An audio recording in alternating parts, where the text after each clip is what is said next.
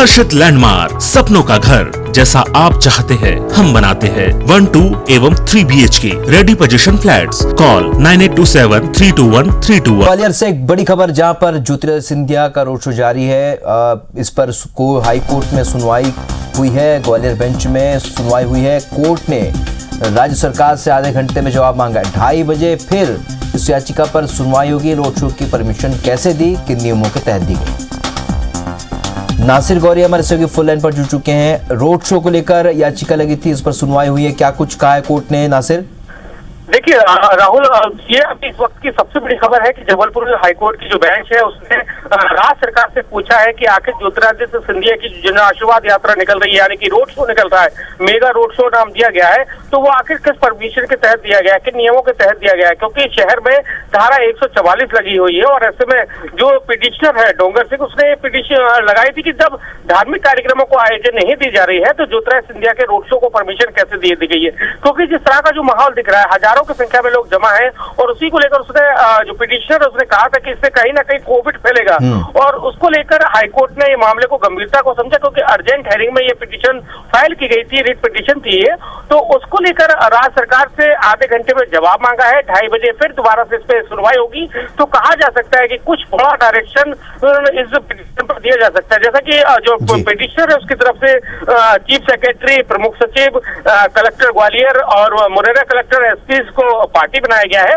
और जैसा कि रोड शो है जो सिंधिया का वो शुरू हो गया है, उनका रोड शो चंबल के राजघाट से शुरू हुआ है, अभी मुरैना शहर में प्रवेश कर गया है और अब वो ग्वालियर के लिए रवाना हो गया है। तो कुल मिलाकर देखा जाए तो ये एक बड़ा खबर है अभी इस वक्त जो IBC 24 दे रहा है आपको कि इस पूरे मसले को लेकर हाईकोर्ट ने जवाब मांगा है सरकार से। आधे घंटे में पूछा है कि वो जवाब दे, पूरा विस्तृत रूप से जवाब दे कि किन नियमों के तहत इसको परमिशन दी गई है इस रोड शो को। बिल्कुल नासिर, और जिस तरीके से कोर्ट ने रुख जताया है और जिस तरीके से इस पर, क्या ये भी संभव है कि अगर कोर्ट कहता है तो इस पर आगे कुछ कार्रवाई तय की जाएगी? बिल्कुल कार्रवाई, क्योंकि जिस लहजे से कोर्ट में बहस हुई थी, ग्वालियर के एडवोकेट से, ग्वालियर का पिटिशनर है, लेकिन जो ये जो पिटिशन है मैन बेंच है जबलपुर में फाइल की गई थी, उन्होंने तर्क दिए। लगभग 3 बड़ी एक पिटिशन है, उसमें कई सारा हवाला दिया गया है, पुराना हवाला दिया गया है। जब हाईकोर्ट में ने उपचुनाव के समय में जब रैलियां निकल रही थी तो उस दौरान का भी हवाला दिया गया है और उसमें कहा गया है कि जब कोविड-19 के हवाला के देकर आप धारा 144 लगा रहे हैं, धार्मिक आयोजनों को अनुमति नहीं दे रहे, तो फिर रोड शो की अनुमति कैसे दी गई? तो इसको लेकर सरकार से जवाब मांगा है, तो सरकार का जवाब आधे घंटे के अंदर फाइल होगा।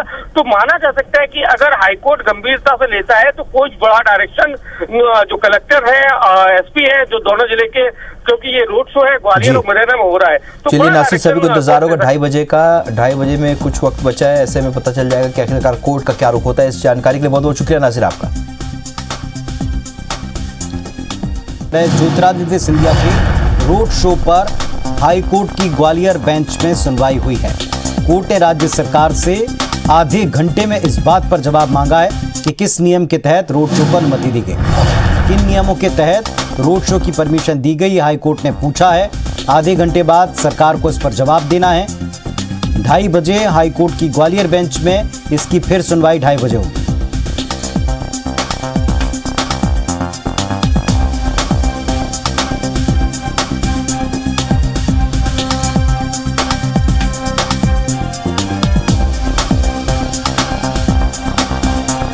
तो रोड शो को परमिशन दी गई, किस नियम के तहत रोड शो को परमिशन दी गई, इस पर याचिका लगाई गई थी ग्वालियर खंडपीठ में। हाई कोर्ट की ग्वालियर खंडपीठ में इसकी सुनवाई हुई और इसके बाद आधे घंटे बाद सरकार को इस पर कोर्ट के सवाल का जवाब देना है कि किस नियम के तहत ये परमिशन दी गई। नासिर गौरी हमारे साथ में जुड़ गए, सीधे उनका रुख करते हैं। नासिर, बताएं, कोर्ट ने एक बार फिर पूछा है सरकार से किस नियम के तहत ये इजाजत मिली है?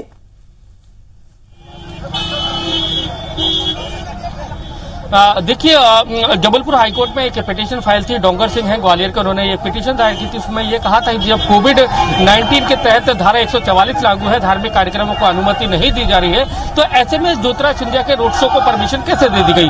तो उसको लेकर हाईकोर्ट की जबलपुर बेंच में सुनवाई हुई है। उन्होंने कोर्ट ने राज्य सरकार से आधे घंटे के अंदर जवाब मांगा है। 2:30 बजे इस याचिका सुनवाई होगी।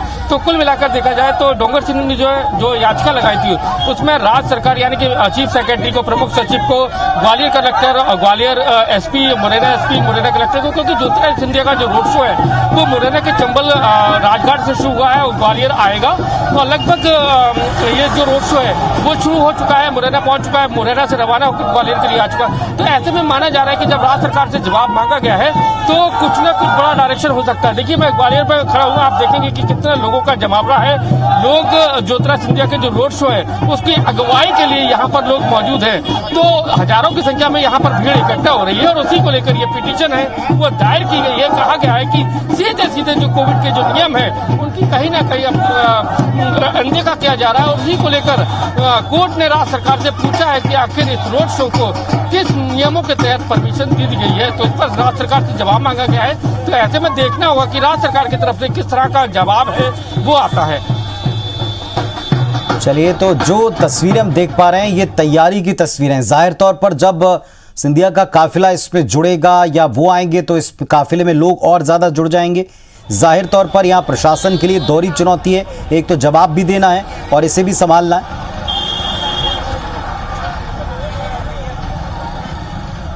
बिल्कुल जाहिर सी बात है और प्रशासन के सामने चुनौती है, क्योंकि लगातार कांग्रेस इसी मुद्दे को उठा रही है। कांग्रेस आज फुलबाग चौराहे पर धरने पर भी बैठी हुई है।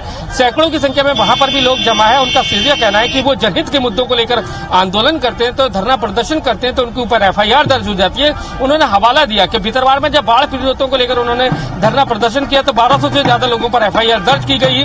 ग्वालियर में नगर निगम के मुख्यालय को 18 सूत्री मांग को लेकर धरना दिया तब 250 से ज्यादा लोगों पर FIR दर्ज की गई। विधायक जिसमें शामिल थे, पूर्व विधायक शामिल थे।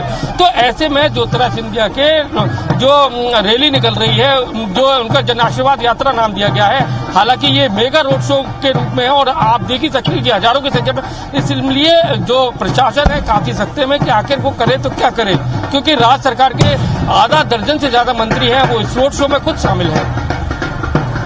तो एक तरफ बड़ा सिंधिया का शो चल रहा है, दूसरी तरफ उसको किस नियम के तहत इजाजत दी गई है इस रोड शो को, जबकि कोविड काल में ऐसे आयोजनों पर प्रतिबंध है, ये पूछा गया और आधे घंटे में फिर कोर्ट बैठेगा और सुनेगा कि सरकार इस पर क्या जवाब देती है, प्रशासन इस पर क्या जवाब देता है।